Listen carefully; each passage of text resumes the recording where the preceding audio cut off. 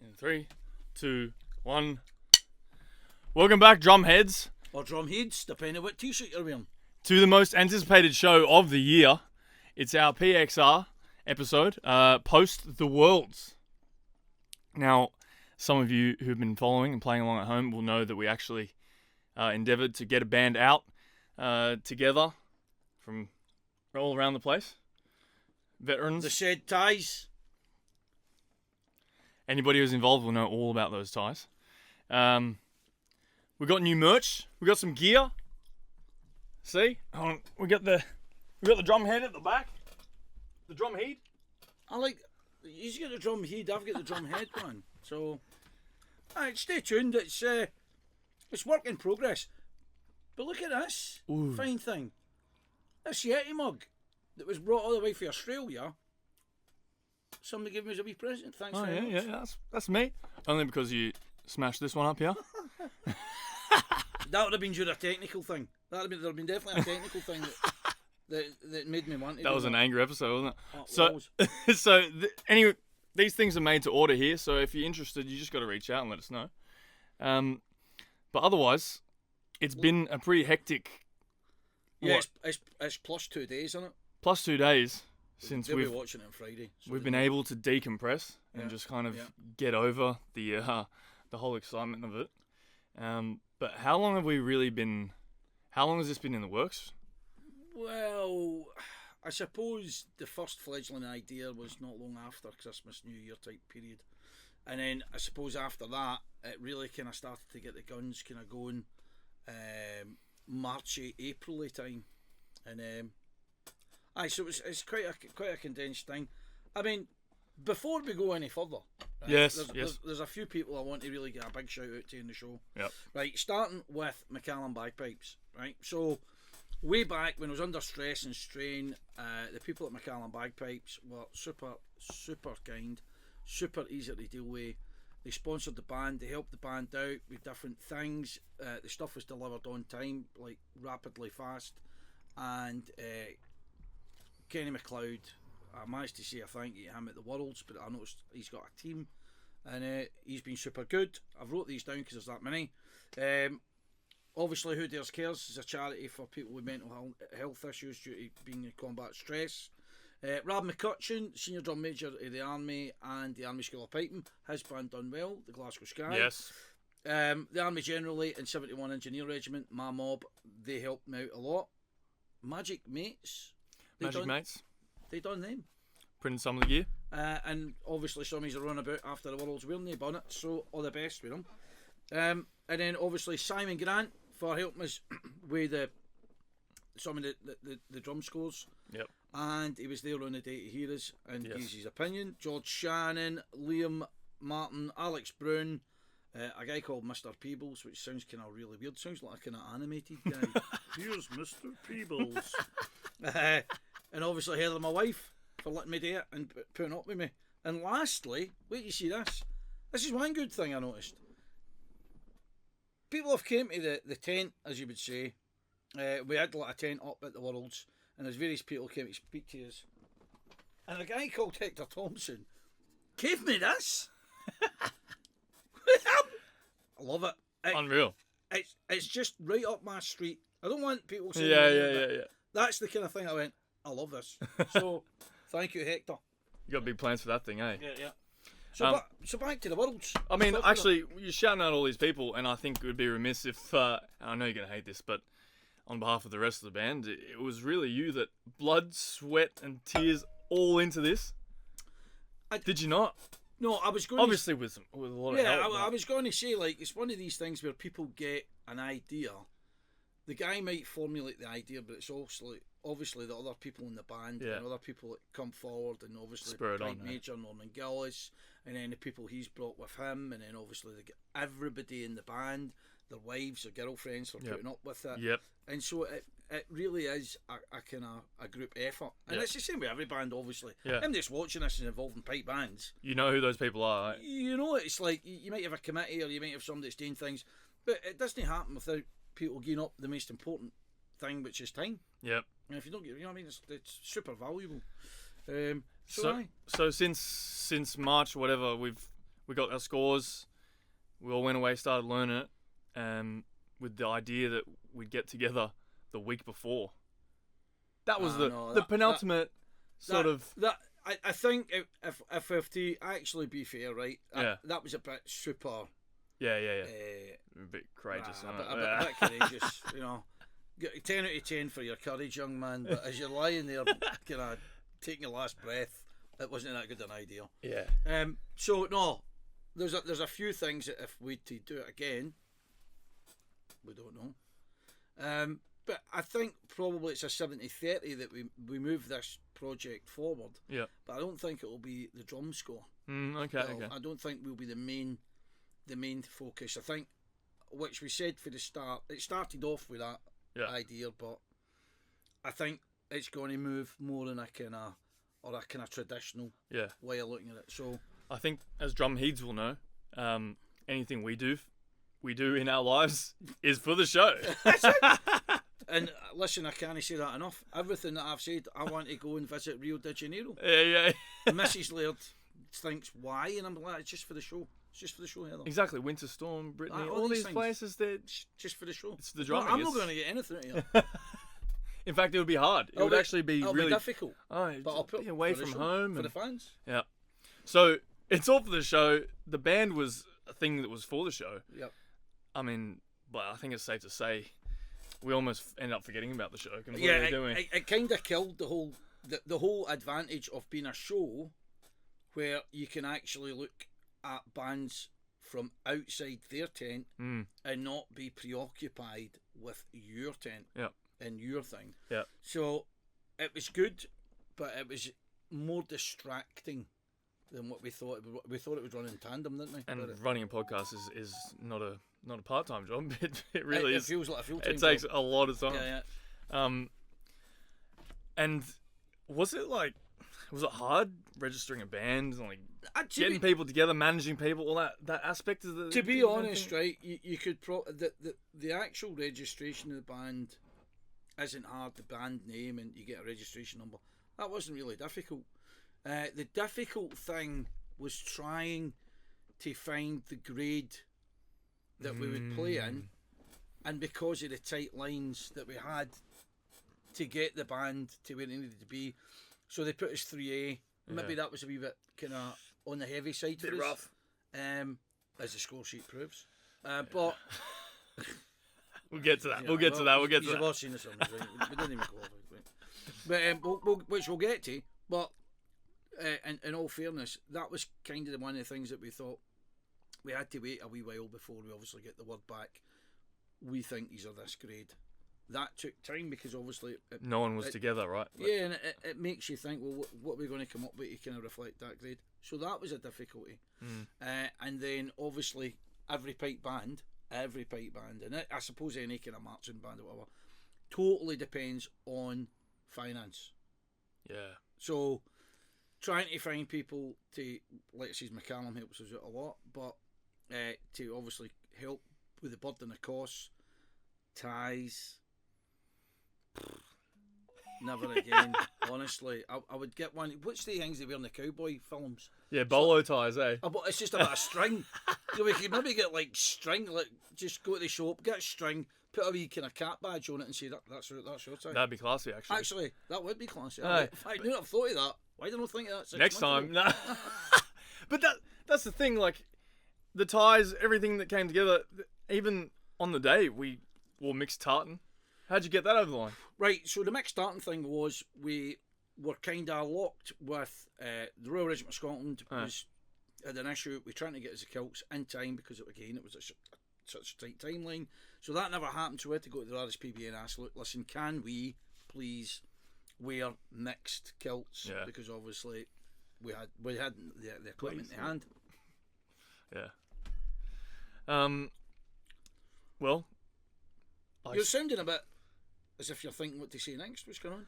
Well, I'm just thinking that it seems like you went through a lot while I was over in Australia just trying to learn scores. Yeah. Trying to get myself to a grade 3A level. Yeah. I mean, as someone who'd never even competed before once. Yeah, it was it was like this. This was monumental. Right? Yeah. So the difficulty is you're at the other side of the world. You're not part of the core, even though the core wasn't together as such. Yeah. But a few of the guys in the band, obviously, are in the core, had done this sort of thing before. Yeah. So it was a lot easier for them. So that gave us a massive drama, Yeah. to be honest. And so it's no easy trying to, if you're a good drummer, I mean, like, there's Craig Laurie's guys, right? Any good drummer that's going to try and get out into Craig Laurie's core, it's going to have to fit into that core. Yeah. That's a tight core, as Yep. demonstrated at the Worlds. Well done, by the way, Craig. Good on you. But it's one of the things that you just kind of I've learnt the music and I'm going to play. It's no simple as that, and obviously it makes for difficult decisions. Yeah, it was a big learning curve for me, as in like coming here, and I told a few of the guys this, but after we played that first 3-beat roll together. Yeah. And I'd like to say we played them well, but my knee was just shaking the whole time. And my hands were just like missing notes that I would have got before, and the whole moment of like, you're playing this mental game with yourself on the way coming over. You're like, oh, I'll get it. I've done that heaps of times before, you know. But I think I think that by and large most people experience like nerves and pre-match nerves. I think the difficulty is being able. Mind you, I asked, was it Matthew Brownlee. We talked to him about the nerves, and he's like, I don't get nervous. Yeah, that was. He's rock solid. Come on, now I was. Well, he's like, look at me like, what are you on about, you old guy? What are you on about? So obviously, good guys like him are like that. Nah. I think I actually spoke to. Have we got more to lose? Is that? No, I think I've spoke to somebody about this, right? And we do think it's an age thing. Yeah, really. I think guys will be able to phone up or tell me or text me, oh, you're talking rubbish lately. I don't get any nerves. Who's commenting that? You're talking rubbish. But I was talking to somebody, quite a seasoned drummer, and they were saying that they believe that they feel more nervous now at the age they are. By the way, a grade 1 drummer, so he's not a rubbish drummer. Right. And he was like, he says, I feel more nervous now playing than I did, say, when I was a lot younger. So I think there's that kind of element of when you're young and fearless, and then as you get older, you start to think about, I don't know, your reputation. Yeah, and your all reputation, the messages or the shopping list for him that's not for Scotland, the messages that you're meant to get for your wife, blah blah, and all these kind of things that are burling about in your head. And eventually it makes for going back to work. Maybe it makes for you being maybe a bit more skittish. Yeah. I would say. So I suppose that's our experiences, right? Leading up to it. Yeah. On the day. Yeah. There were nerves. There were some decisions made. There was moments of greatness. There were moments of. So rip the bandage off. What you say? Right? Let's talk about what we want to talk about here. Go on. So I had to cut Jason, right? So I dropped him. Watch that. The comment section right now will be like, right. Ooh. I know, right? It was justified. Everybody stop what they're doing and look at the bad man, right? Everybody stop. Right, so, and I know people will be like, that's fierce, man. The guys came for like Australia, and Jason's just actually left me now. He's left the show. He's decided. That was my exit. I was like, I'm not doing this. Actually, you know what? I'm dropping you. I'm for out. The show. I'm dropping you for the show. By the way, folks, it's just me now. So, two people cut for the show, cut for the core, and I'm going to say this, and I said this to the guys at the time, right? I've been dropped before. It's not a nice thing. But what I would say is it is a form of weakness of the core that they're dropping people from their core. And people might spin that around and go, oh no, it's a guy, he's not practiced enough or whatever. But the drum core's losing by losing guys out the core. So I think it's a form of weakness overall of the core that they're going to have to cut people from the competition. Right, so there's certain things that have not happened there. Obviously, the guy's not gelling with the core. And then obviously for the sacrifice of the greater good, it's better that you make that decision. Say, no for you the day. But it's not a good outcome for like everybody. It's a bad outcome for esprit de corps. It's a bad outcome for a reflection of, well, we've obviously been doing something wrong if we've not taken these two people with us. So there's a lot of elements to it. On reflection, because we never qualified, so it didn't make a difference. Should we have played you? Well, if we'd have got the same result, people would have been like that. Oh, I see. If we'd have just done this. So there's that argument. There's always, so it's you'd almost feel like because that's the thing, when we were playing here together, it's all good on pads, right? Yeah. And once you get on the drums, I mean, it was reassuring that I even knew it 100% all the way through, 100%, right? Yeah. But once we got out on the drums, it was kind of glaringly obvious that there was a bit of an experience differences in like time and what you've been through in your drumming journey, and I'm only just starting to encounter some of these things, and it's like that was kind of a bit more obvious, and even I could see it, and I think I tried to just resign before you could actually sack me, because I sort of knew it was going. I'm not going on. I've decided I'm just playing. No, and I get that. I totally get it. Right? Listen, we've totally. There's people that have been there. Right? Yeah. Obviously, there's great drummers that have probably like, I've never been dropped in my life. Who? Yeah, I've never been dropped in my life. What kind of person is that, by the way? You know what I mean? There is guys that are good enough, and I would say that probably there's a lot of people that I've never been dropped, right? Or I would question myself if I was dropped and all that. But I think that's being oversimplistic. I think you need a really good dynamic within the core of, I know it sounds mental, positive esprit de corps. Yeah. Yep. And if for whatever reason you don't get that positive esprit de corps, then I think it'll start to make people shaky, and the fear of making mistakes in front of other drummers in the corps sometimes makes you worse. Yeah. And it makes, this is just a perception. So sometimes you're trying that hard to impress the other drummers, because we all know that they all look at each other and go, oh, he's rotten, by the way, he shouldn't be in this corps, and all this kind of stuff. And it makes it difficult for the guy that's trying to kind of be part of the team to gel with that. Not everybody plays the scores 100%. It takes time to build that kind of machine. I mean, look at again. I mean, the drum corps out there, Inverary and all that. I mean, this is seeing them play on the Friday and other bands on the Saturday. It gave me a new appreciation for it. Having been through what I've just been through, that was like, oh, I can see now that these guys are really like, locked in with each other. I mean, I love watching. I love watching Fife Polish, right? I love Mick O'Neill stuff, and I love the sound that he gets out his drums. I've always said I love the sound of it, and you can. I don't know. They've got to be, as lead drummers, they've got to be this kind of guy that can corral an energy and corral that vibe, and take these guys with him. Yes. And that's the kind of thing. It's.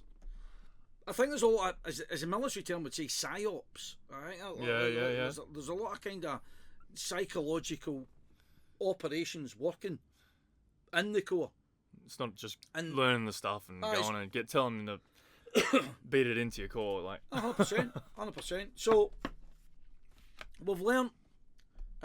What I would say is, bring it out. This is the gold here. This is the stuff that matters. The yellow sheet, which anybody that doesn't know is the drumming sheet that we got. And I can only say one thing about it. I totally agree with it. So it's not like I'm going to come out with a mad, or there's a conspiracy, or... You were hoping for that, eh? Something like that. I know you were probably sitting there watching us going, he's going to rip this and all that. I'm not actually. I'm like that. I'm totally sanguine about it. I'm like that. Do you know what? I'm completely happy with what was written in the sheet. I think everything that we were pointed out for, I mean, for instance, we went on, and I've already explained this. See if you don't have two good intro rolls. Me as a judge, if I was a judge, I'd be like that. Is it worthwhile persevering with this performance? Because if you've not managed to do 2 good 3-pace rolls, then What are we doing here? what we got here? What are we doing here, guys? Aye. So I was quite. I checked that in the chin, and he's went through. It was Mr. Paul Turner that done the adjudicating, and he done it quite clear. So the writing's really clear, because some sheets you get a bit difficult to read. Doctor's handwriting. And he's done it as he's wrote it like the MSR, and he's wrote all the points that he's brought out, and he said there's certain things, certain like kind of unsettled pulsing and all that kind of stuff. Totally agree with it. Some of the phrasing was rough, unsettled. Everything he said on that sheet, I don't disagree with. Once we watch the playback, eh? Well, exactly, because you maybe go on there and you think, oh, we tobered that, right? But when we were fortunate enough, somebody actually videoed the performance, and I thought it was quite clear to hear. I mean, when I listened to it back, I meant, listen, does this start the next thing? Actually, cheers to Rodney Brownlee for doing that. Was it Rodney? Oh, yeah, he took one. Thanks, Rodney. So, fan of the show. Fan of the show, great guy. Good guy. Got to meet him. Oh. So, the thing is that if you're listening to it and you're trying to be fair to yourself, because there's no way you're going to learn if you're like, no, yeah, that was rubbish. And then the other thing, which I think is totally unfair, when I hear other bands saying this kind of thing, it drives me mental, right? Is that I never listened to any other band. Yeah. In grade 3, in our grade, I didn't listen to any band, right? I was there for really early in the morning. Obviously, we were practicing, so we were too busy. And then obviously we went up to the cut. Never made the cut. Came off. Obviously we didn't fund it to 2 o'clock a day. But the bottom line is I wasn't sitting there listening to other bands going, well, this, that, and the next thing, because I never heard them. So, literally, you could think you're half decent or good, but if you've not heard any other band, technically you could be sitting there last. So, by and large, we said that we would try and get the band to the Worlds. We said that we'd compete. Tick in the box. Obviously, I'd be a liar to say that I wasn't a bit gutted that we didn't make the cut. Yeah. But then, hey, Same as everyone, eh? it's rock and roll for you. That's pipe bands for you. That's pipe bands. Pipe bandery. That's pipe bandery of the highest order. However, here's a question that we were talking about, right? Why? It's a bit mad, isn't it? Listen, I mean, like the whole concept. I know I'm talking to an audience of pipe band people. Yeah. This is people's lives are built around this. 100%. And I'll go into that in a second, but you know, as just a musician looking in from out in the normal sort of music world, where you try and get gigs for money, and you know, there's no competition aspect, no official competition aspect that you would usually sort of encounter, and it seems like only just a pipe band thing that you would come in and be like, this is how you guys are playing this to the standard of this compared to these guys. It's like kind of gladiatorial, isn't it? It's Yeah, like kinda, it's proper. It is a battle of the bands, as they say. It's a battle of the bands, but it's like it's kind of mental. Like a battle of the bands, you get somebody like you go to these battle of the band things. It's like who can cheer the loudest and all that kind of stuff, right? But you don't get like the kind of the points or the arithmetic of the kind of precision of that's this and that's that. It is a bit. Don't get me wrong, I love it. And there's many good points to it as well. I mean, like we were talking about the culture of pipe bandry and the music. It keeps it at a high standard. You know, you mentioned a word, right? And it kind of it was one of the things we laughed at when we first done the show. What was it? Community. I never thought I'd hear you say that again. Community. Listen, I know he hates this when I say this, but it is about the community in the end. Because listen, I was dealing with it myself. I got cut. You told me listen, you were good about it, right? You pat me on the shoulder and you're like, listen, we're not going to play with you anymore, whatever it was you said. Listen, I heard it differently. So, but then after that, I was like, right, I'm kind of free here now to go and just enjoy myself and embrace the community a bit more. As much as it hurts me, it cringes me to say that, but there's all my pals who were there that saw me. There was people who was meeting me and saying, "Oh, it's Jace from the Drum Squad. Seeing your real life and all that," and actually just see, this is a weird thing. Going and being a part of the day. Well, this is a weird thing, isn't it? Right. So, if you're that focused in the pipe band, like for a show point of view, right? It means that you don't actually get to kind of do that because you're that. I mean, we were lucky we seen Matthew and we managed to see Rivara. Rivara with Callum. I managed to see Callum at Rivara, and that was two good highlights. And I bumped into Eric Ward as well, who I'm a big fan of his stuff. Yeah. And I'm just like, but you don't really get the kind of overall. You're kind of quite. It's quite peripheral, you know. Sorry, not peripheral. It's quite tunnel visioned. Yes. You know what I mean? If you start to. And it's like you're trying to relax. You can see even yourself. You just like walk around. You got some free time. You got hours of free time. And you just kind of like a ticking time bomb there. I mean, there were so many guys who actually helped me on my little experience there. Like I'd say Willie Crawford, Willie Laird, and Mark Weir, and we bumped and Simon Grant. Like these guys all sort of knew of my plight and my struggles and sort of where I've originated from in my drumming, and then coming to see this, seeing it so foreign, there's a whole different standard expected. And they had really good encouraging words for me. They all said the right thing. But one thing that is kind of like, it doesn't process on that day, is people say, just relax. It's like it's like you've been caught with a speeding camera thing, right? Stay tuned, folks. But you might be driving and you think that you've been done with one of the mobile speed camera things, and people are like, maybe you weren't. Just relax. Don't think about it. Don't tell the wife. It'll be fine. The letter will only come in through the post, right? That's it. So you're sitting there in tenterhooks for about 5 days waiting on this. And it's that like, could be a true story. That could be a true story. How come you know? So, it seems like you're really familiar with that. So yeah, I mean, look, I think in the end of the day, it comes down to the people that are involved. It's the people getting together. I mean, the Worlds is just that good that it's bands from all around the planet.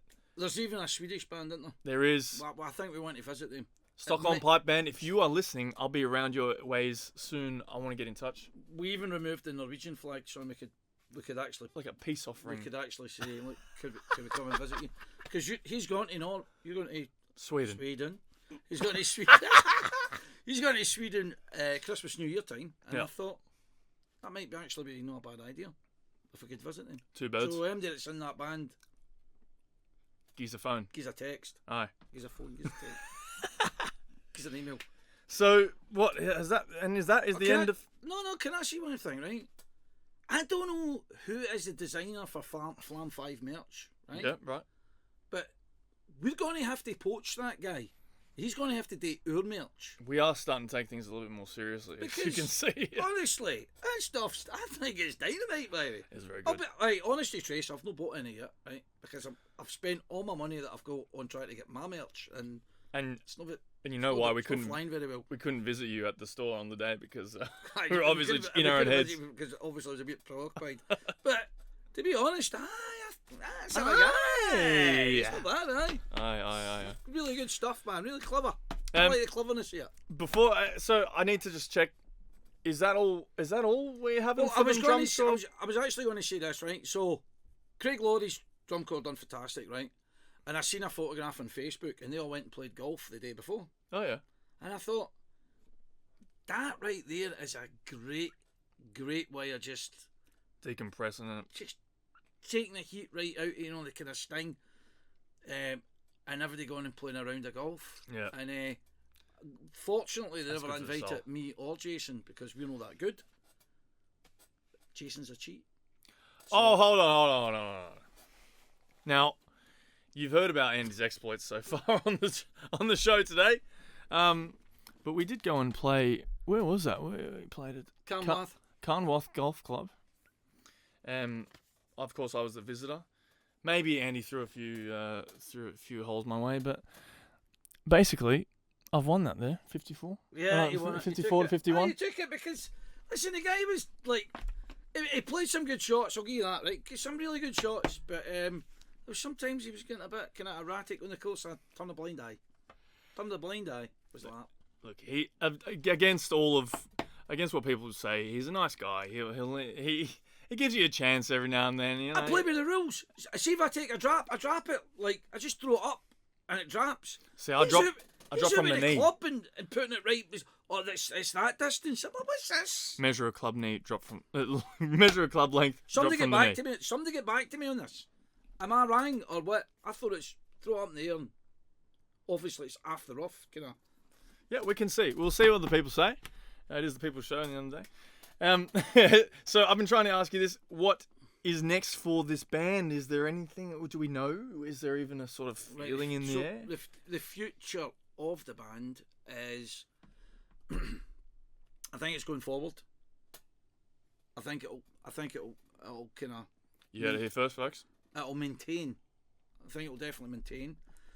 We might have to have a slight differing of position of attack. So I think we'll make sure that we don't leave it as long in the tooth. So it's a wee bit easier now that the band's Foundations are set. The foundation's there. We need to tweak wee corners of the band. We know that. And we'll wait and see, but I think it's positive, not negative. Yeah. I'd say 70-30 on. Because the moral of the story here is we did what we set out to do. Wait a minute. We've got to try and punt our merch somewhere.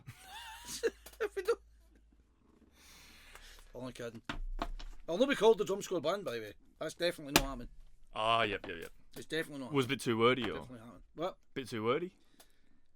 I just think I think the show's done its bit with the idea of let's stay a veterans band, Drum Squad veterans.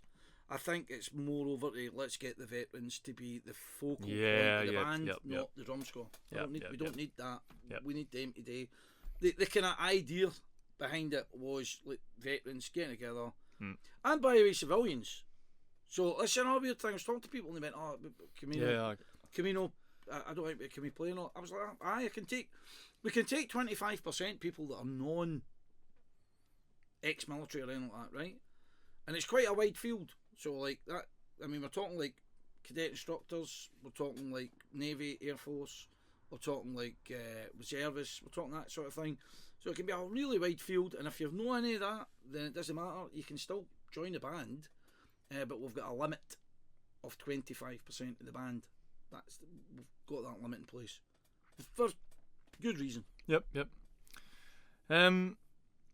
Well, I mean, I was going to talk about. I thought that Stevie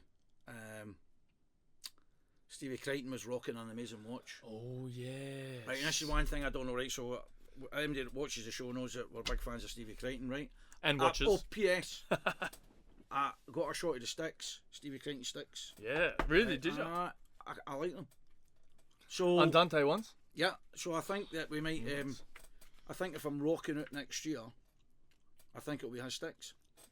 But I'll need to get in touch with the big man and say, look, what's the crack, big man? Can you give us a wee discount on that? Steve, if you're watching, Stevie, you know, help us out. get us on the line. Help us out. But oh yeah, about the watch though. So we know. So he's wrong this big. He's wrong this like kind of. I seen it. I was talking to him in the tent. It was like a big. It's like a big chrono, right? But it looks quite. And I'm like, he must work out in the gym just to be able to kind of play with that watch, man. Do you know what I mean? He's a big guy, like. Yeah. But we were talking about it. I mean, Nice I noticed that this man here, right? He'd take off his watch as he plays. That's because I don't work out in the gym. I'm a weedy guy.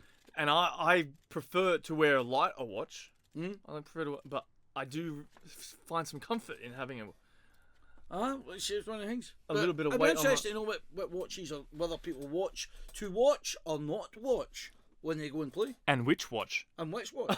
Because, I mean, we want to know about these things. I just want to say I like watches, so I'm easy. I'm a sucker for watches.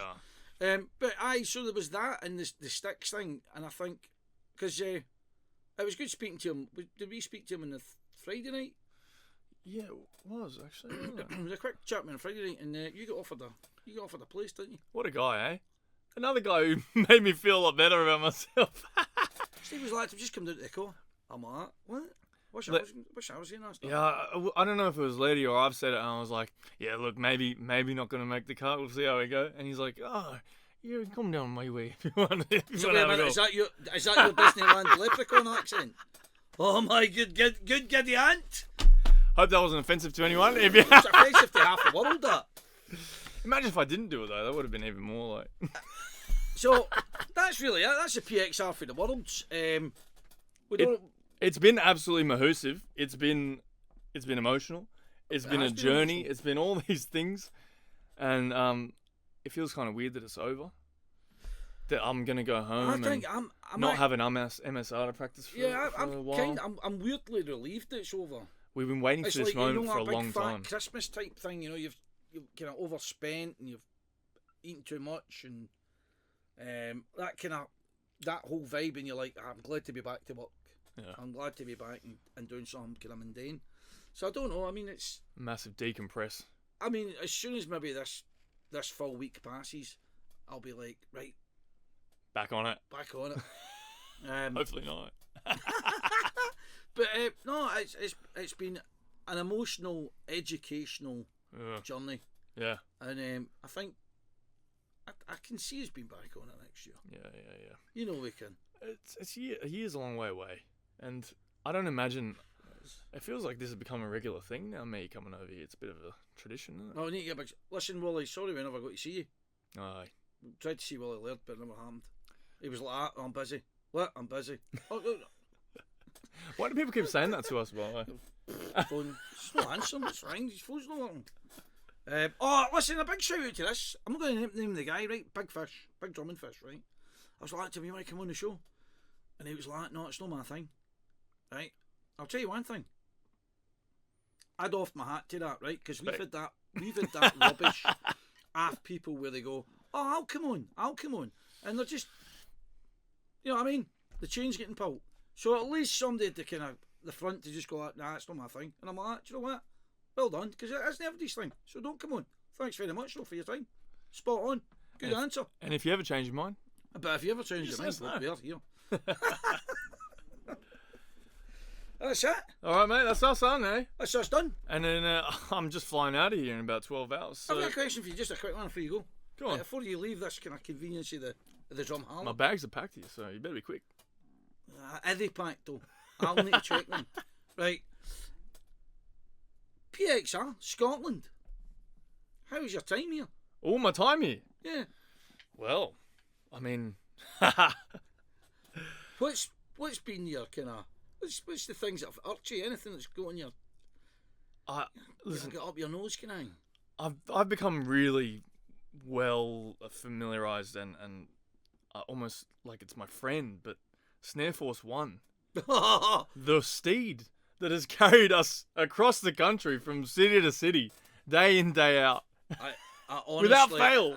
I honestly, see after being round Europe with the wife and the kids, right, in Snare Force 1, remember it's a journey too far, right?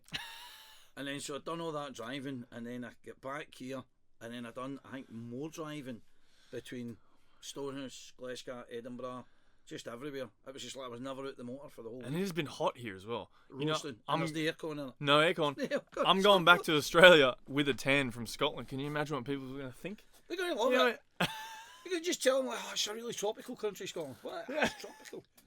I guess the Gulf Stream goes round the country. You better watch out. There'll be a tourism influx, so people think this is like the next Ibiza or something. See, if you go to Scotland in June, July, or August, you're guaranteed great weather.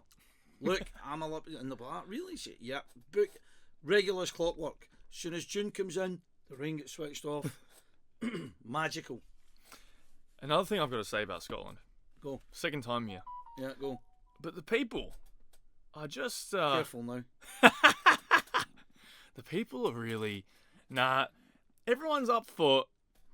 In my experience, everyone's just up for a laugh, isn't it? It just feels like that. Except my next door neighbour. Yeah. I'm only kidding, Fiona. It's a joke.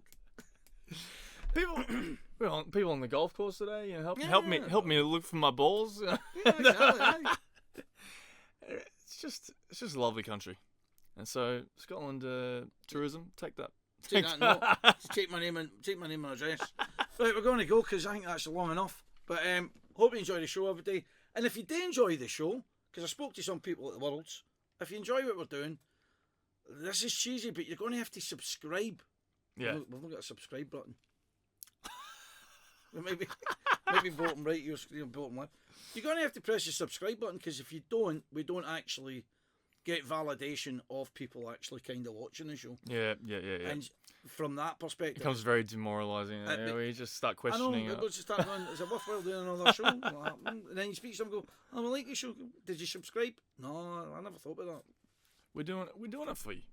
This is for you. This is a public service announcement.